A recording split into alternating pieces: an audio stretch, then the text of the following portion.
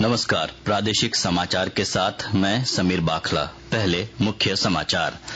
राज्य के मुख्य निर्वाचन पदाधिकारी के रवि कुमार ने दिया चुनाव आयोग के निर्देशों का 100% अनुपालन सुनिश्चित कराने का आदेश। कहा, चुनाव प्रबंधन के लिए तय है अधिकारियों की जिम्मेदारी। भाजपा ने जारी की लोकसभा चुनावों के लिए उम्मीदवारों की 5वीं सूची। झारखंड की 3 सीटों के लिए प्रत्याशियों की घोषणा। दुमका से सीता सोरेन, चतरा से कालीचरण सिंह और धनबाद से ढुल्लू महतो को मिला टिकट। राज्य भर में आज हर्ष और उल्लास के साथ मनाया जा रहा है रंगों का त्योहार होली। राष्ट्रपति, प्रधानमंत्री, राज्यपाल और मुख्यमंत्री ने दी जनता को शुभकामनाएं। और मौसम विभाग ने राजधानी रांची समेत राज्य के अन्य हिस्सों में आज बारिश होने की जताई संभावना। हल्के से मध्यम दर्जे की बारिश के साथ गर्जन और वज्रपात की चेतावनी। और अब समाचार विस्तार से। राज्य के मुख्य निर्वाचन पदाधिकारी के रवि कुमार ने कहा है कि चुनाव प्रबंधन के लिए हर एक स्तर पर अधिकारियों की जिम्मेदारी तय की गई है। श्री कुमार ने सभी पदाधिकारियों को निर्देश दिया है कि वे भारत निर्वाचन आयोग के दिशा निर्देशों का 100% अनुपालन सुनिश्चित कराएं। मुख्य निर्वाचन पदाधिकारी कल रांची में एक समीक्षा बैठक को संबोधित कर रहे थे। इस मौके पर उन्होंने बताया कि राज्य में 4 चरणों में होने वाले लोकसभा चुनावों में मतदान संपन्न कराने निर्वाचन कर्मी जल, थल और वायु मार्ग से रवाना होंगे। राज्य की भौगोलिक बनावट की वजह से कुछ मतदान केंद्र जो दुर्गम इलाके में हैं, वहां पोलिंग पार्टी को जाने के लिए समुचित व्यवस्था की गई है। उन्होंने बताया कि हेलीकॉप्टर के अलावा ट्रेन, नाव और सड़क मार्ग से मतदान कर्मियों को मतदान केंद्रों तक भेजा जाएगा। भारतीय जनता पार्टी ने कल रात राज्य में लोकसभा की 3 सीटों के लिए प्रत्याशियों की घोषणा कर दी। इसके तहत दुमका से सुनील सोरेन की जगह सीता सोरेन को प्रत्याशी बनाया गया है। सीता सोरेन ने हाल ही में झारखंड मुक्ति मोर्चा को छोड़कर भाजपा की सदस्यता ग्रहण की है। वहीं चतरा से कालीचरण सिंह और धनबाद से ढुल्लू महतो को पार्टी ने प्रत्याशी घोषित किया है। पार्टी ने इन तीनों सीटों पर निवर्तमान सांसदों का टिकट काटते हुए नए चेहरों को मौका दिया है। राज्य भर में आज होली का त्योहार रंग और उल्लास के साथ मनाया जा रहा है। इससे पहले कल रांची समेत राज्य भर में परंपरागत तरीके से होलिका दहन मनाया गया। होली के अवसर पर राज्यपाल सीपी राधाकृष्णन और मुख्यमंत्री चंपाई सोरेन ने जनता को बधाई और शुभकामनाएं दी है। इधर राष्ट्रपति द्रौपदी मुर्मू और प्रधानमंत्री नरेंद्र मोदी ने भी होली की पूर्व संध्या पर कल लोगों को शुभकामनाएं दी। राष्ट्रपति ने अपने संदेश में कहा है कि होली के रंग देश की विविधता के प्रतीक हैं और यह त्योहार प्रेम, एकजुटता और भाईचारे को बढ़ावा देता है। उपराष्ट्रपति जगदीप धनखड़ ने कहा कि रंगों का यह त्योहार प्रत्येक व्यक्ति को प्यार के बंधन में बंधने और बसंत के स्वागत का संदेश देता है। प्रधानमंत्री नरेंद्र मोदी ने आशा व्यक्त की है कि होली लोगों के जीवन में नई ऊर्जा और उत्साह का संचार करेगी। रंगों से होली खेलने के दौरान लोगों को पूरी सावधानी बरतनी चाहिए। आकाशवाणी से बातचीत में दिल्ली एम्स के नेत्र विशेषज्ञ डॉक्टर जे.एस. तितियाल ने लोगों को आंखों की सुरक्षा के लिए एहतियात बरतने की सलाह दी है। उन्होंने कहा कि हानिकारक रंगों से किसी तरह का संक्रमण होने पर डॉक्टर से परामर्श जरूर किया जाना चाहिए। रांची में महिलाओं का एक समूह घरेलू तरीके से अचार और मुरब्बा बनाकर आर्थिक रूप से आत्मनिर्भर हो रहा है। विस्तृत जानकारी दे रहे हैं हमारे संवाददाता। रांची के तुपुदाना इलाके में 30 महिलाओं का एक समूह अचार और मुरब्बा तैयार करने का व्यवसाय पिछले कुछ सालों से लगातार करता आ रहा है। समूह से जुड़ी आशा देवी और स्मिता देवी बताती हैं कि इनके हाथों से बने आम, अदरक, लहसुन और आंवला के अचार का स्वाद बिल्कुल घरेलू होता है। खास बात यह है कि अचार या फिर मुरब्बा बनाने के लिए महिलाओं ने कहीं से कोई प्रशिक्षण नहीं लिया है। महिलाओं का कहना है कि दादी नानी के नुस्खे को अपनाकर इन्होंने इस स्वरोजगार को नई बुलंदियों तक पहुंचाया है। समूह से जुड़ने के बाद महिलाओं के जीवन में बड़ा बदलाव आया है। आर्थिक रूप से स्वावलंबी भी बन रही हैं। कर्मवीर, आकाशवाणी समाचार, रांची। आकाशवाणी के ताजा तरीन समाचारों के लिए आप हमारी वेबसाइट newsonair.gov.in पर लॉग ऑन कर सकते हैं। ताजा समाचार X handle @AIR news alerts और Facebook page All India Radio news पर भी उपलब्ध हैं।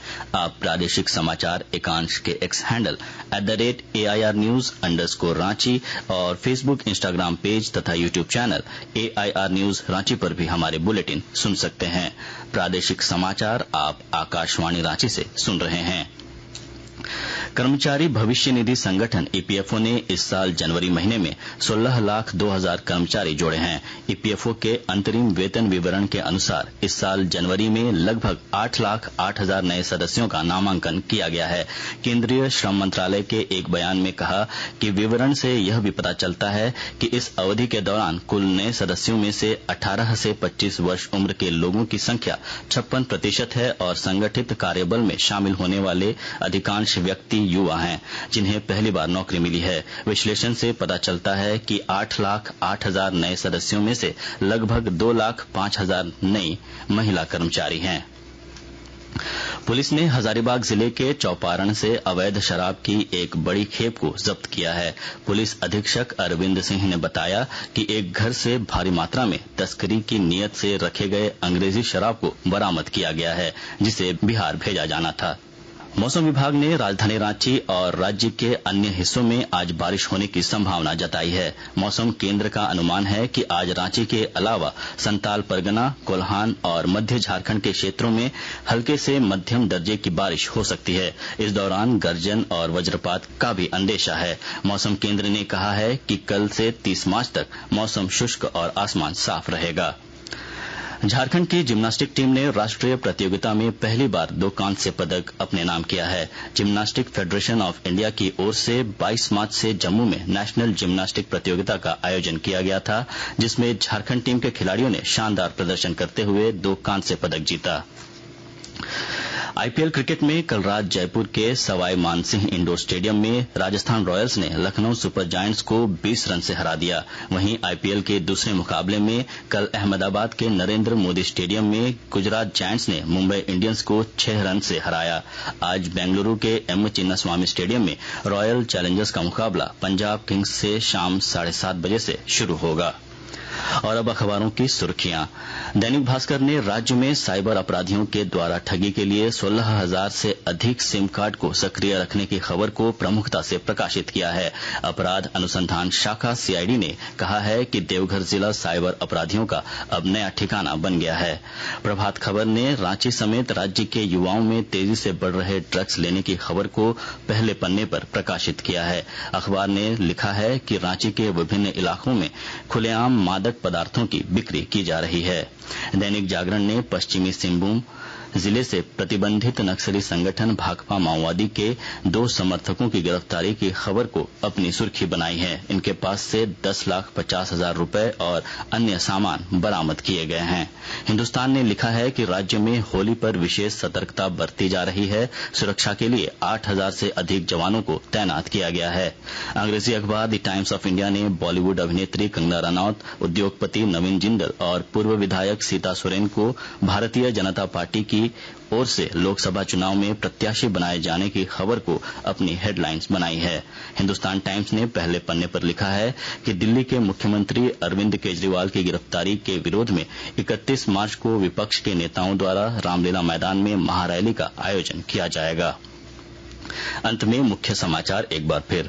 राज्य के मुख्य निर्वाचन पदाधिकारी के रवि कुमार ने दिया चुनाव आयोग के निर्देशों का 100% अनुपालन सुनिश्चित कराने का आदेश। कहा, चुनाव प्रबंधन के लिए तय है अधिकारियों की जिम्मेदारी। भाजपा ने जारी की लोकसभा चुनावों के लिए उम्मीदवारों की 5वीं सूची। झारखंड की 3 सीटों के लिए प्रत्याशियों की घोषणा। दुमका से सीता सोरेन, चतरा से कालीचरण सिंह और धनबाद से ढुल्लू महतो को मिला टिकट। राज्य भर में आज हर्ष और उल्लास के साथ मनाया जा रहा है रंगों का त्योहार होली। राष्ट्रपति, प्रधानमंत्री, राज्यपाल और मुख्यमंत्री ने दी जनता को शुभकामनाएं। और मौसम विभाग ने राजधानी रांची समेत राज्य के अन्य हिस्सों में आज बारिश होने की जताई संभावना। हल्के से मध्यम दर्जे की बारिश के साथ गर्जन और वज्रपात की चेतावनी। इसके साथ ही आकाशवाणी रांची से प्रादेशिक समाचार का ये बुलेटिन समाप्त हुआ। नमस्कार।